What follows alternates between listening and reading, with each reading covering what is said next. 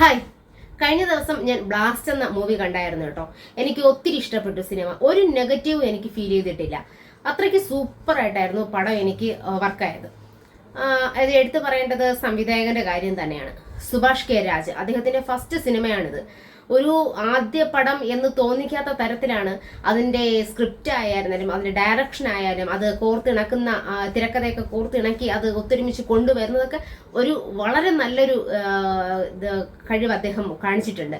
അദ്ദേഹത്തിന്റെ first cinema ഒരു super duper ഹിറ്റാക്കി അയാൾക്ക് കൊടുത്തിട്ടുണ്ട്.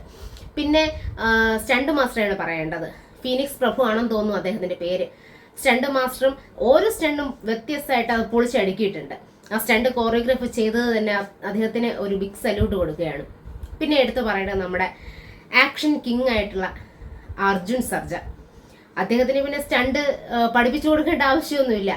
അയാള് പണ്ട് മുതലേ ആക്ഷൻ സിനിമകളിലൂടെ പ്രശസ്തനാണ്. ഇപ്പോഴത്തെ തലമുറയ്ക്ക് അദ്ദേഹത്തെ വലുതായിട്ട് പരിചയം കാണില്ലെങ്കിലും പണ്ടത്തെ സിനിമകൾ അല്ലെങ്കിൽ നമുക്കൊക്കെ 90s അല്ലെങ്കിൽ 80s ഒക്കെ ഉള്ള ആൾക്കാർക്ക് അദ്ദേഹത്തെ ഒരുപാട് നല്ല പരിചയമാണ്. അദ്ദേഹത്തിന്റെ സിനിമകളും അദ്ദേഹത്തിന്റെ ആക്ഷൻസും അദ്ദേഹത്തിന്റെ എല്ലാം നമുക്കറിയാം.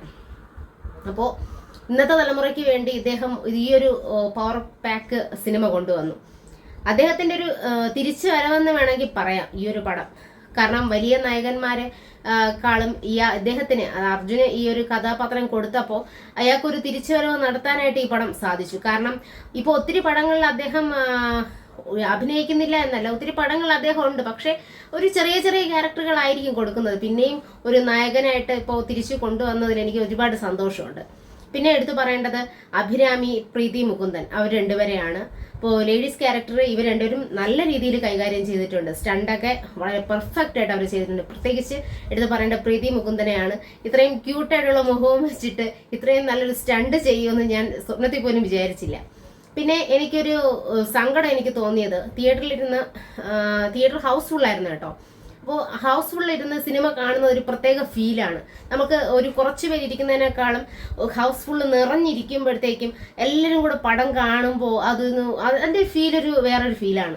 പക്ഷേ എനിക്ക് വിഷമം തോന്നിയ കാര്യം എന്ന് പറയുന്നത് എല്ലാവരും ആർത്തുല്ലസിച്ച് കൈയടിച്ചും കൂകി വിളിച്ചുമൊക്കെ ഒരു സീന് അവർ ആസ്വദിച്ച് കണ്ടപ്പോൾ എനിക്കതിലൊന്നും ഫീൽ ചെയ്തില്ല.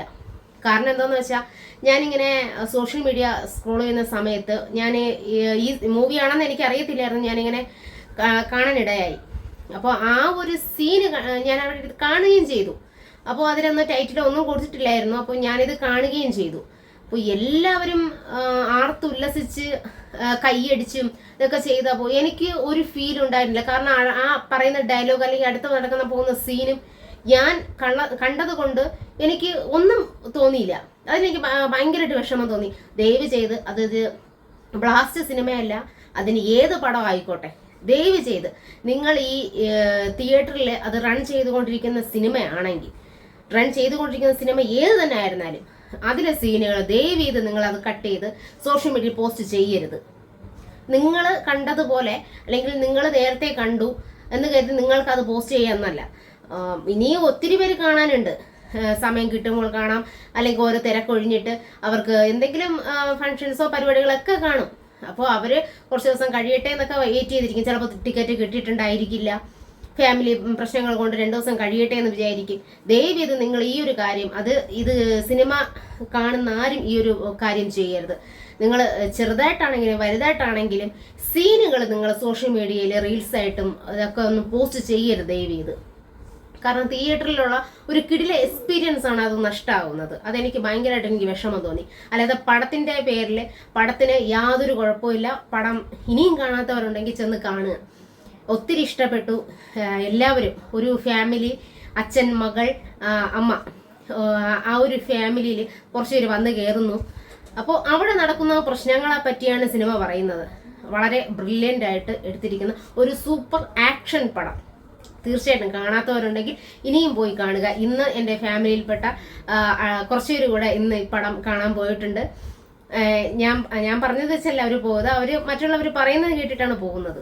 അപ്പോൾ ഇനിയും കാണാത്തവരുണ്ടെങ്കിൽ, വലിയ പ്രൊമോഷനോ കാര്യങ്ങളോ ഒന്നും ഇല്ലാതെ വന്നതാണ് ഈ പടം. അപ്പോൾ ഇങ്ങനെയുള്ള പടങ്ങളാണ് നമ്മൾ വിജയിപ്പിച്ചെടുക്കേണ്ടത്. അല്ലാതെ സ്റ്റാർഡം വെച്ച് മാത്രമല്ല പടം കാണേണ്ടത്. ഈ സ്റ്റാർഡം ഇല്ലെന്നല്ല, അർജുനൊക്കെ വലിയ രീതിയിലുള്ള നടനായിരുന്നു. പിന്നെയാണ് അദ്ദേഹത്തിന് ക്യാരക്ടറുകളൊക്കെ കുറഞ്ഞിട്ടുള്ളത്. ഇപ്പോൾ വീണ്ടും ഒരു തിരിച്ചുവരവാണ്. ഇനിയും നല്ല പടങ്ങൾ ഈ നായകനുള്ള അർജുനിൽ നിന്നായിക്കോട്ടെ, അല്ലെങ്കിൽ ഈ ഡയറക്ടർ സുഭാഷ് കെ രാജിൽ നിന്നായിക്കോട്ടെ, നല്ല നല്ല പടങ്ങൾ ഇനിയും വരട്ടെ എന്ന് ആശംസിക്കുന്നു. Okay, bye bye.